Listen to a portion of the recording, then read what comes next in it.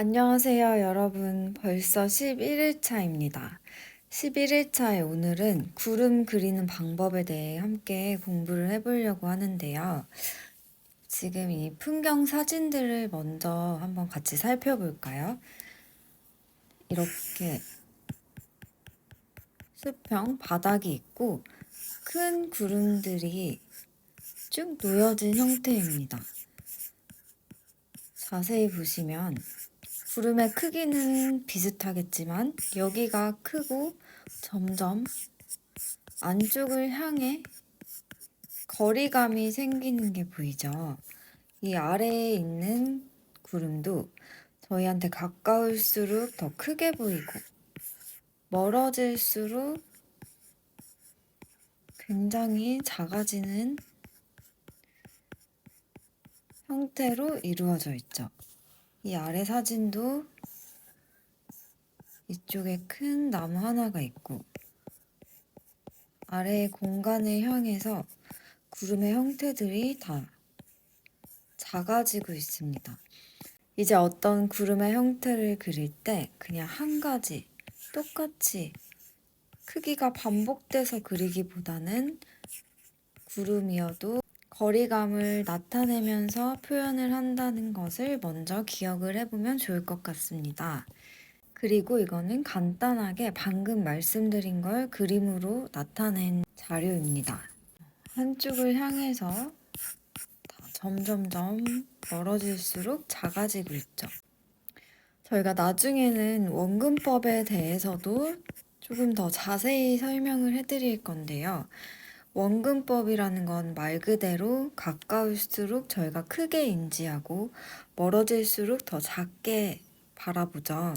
구름도 마찬가지로 스케치해 주실 때 가까운 형태는 훨씬 더 크고 멀어질수록 더 작게 표현을 해주시면 좋을 것 같아요. 그리고 펜드로잉에서 구름의 형태는 소묘하듯이 나중에 지우개로 표현을 지워나갈 수가 없기 때문에 선으로 표현을 하거나 해칭으로 표현을 하는 경우가 굉장히 많습니다. 지금 여기 형태들을 보면 구름은 하얗게 비워놓고 하늘에 선을 넣어서 반대로 구름의 형태가 나타나게 해줄 수도 있고요. 아니면 구름을 동글동글하게도 표현을 하고 그 안에 해칭을 표현을 해서 그리는 경우도 있습니다. 아니면 반대로 하늘은 남겨놓고 구름의 형태를 선으로 모양을, 길이감을 나타내면서 표현을 하는 경우도 있어요. 이거는 방금 말씀드린 원근법에 대한 설명이라고 생각을 해주시면 될 것 같아요. 그리고 이거는 가까울수록 크고 멀어질수록 점점점 이쪽을 향해서 작아지게도 그릴 수 있겠죠. 아니면 조금 더 수평적으로도 표현을 나타낼 수 있겠죠. 아니면 방금 강조드렸던 것처럼 멀어질수록 더 촘촘하고 작아지게 표현을 할 수 있을 것 같아요. 그리고 저희가 구름을 그린다고 가정을 해보시면 처음에 어떻게 그려야 할지, 뭐부터 시작을 해야 할지 어려우실 수 있는데요. 구름의 가장 큰 형태는 구를 기억을 해주시면 좋을 것 같아요. 예를 들어서 이 사진을 보시면 지금 굉장히 뭉게뭉게 구름이긴 하지만 하나의 덩어리가 있지만 나무처럼 이렇게 큰 덩어리가 나눠져 있고 또 거기서 살짝 나눠보면 또 작은 덩어리들이 나눠져 있죠. 또 그 안에서 또 나누면 이렇게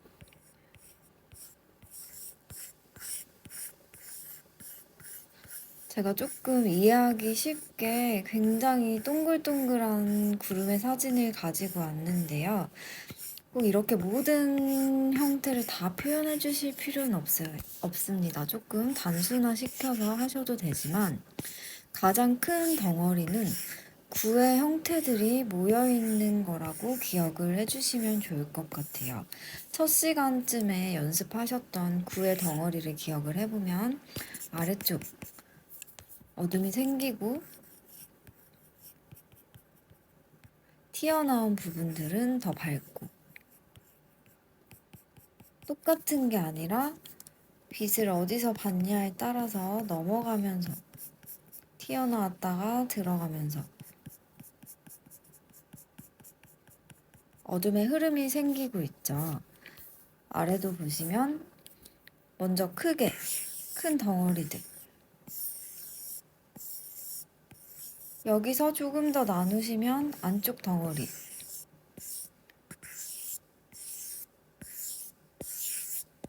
그리고 조금 더 나누면 이런 작은 부분들까지 표현을 하실 수 있겠죠.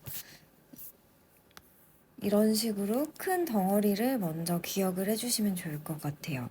그 다음 항상 저희가 스케치를 하시고 나면 빛의 방향이 어디인지, 가장 먼저 빛을 받는 공간이 더 밝고 당연히 아래쪽이 어둠이 생기겠죠.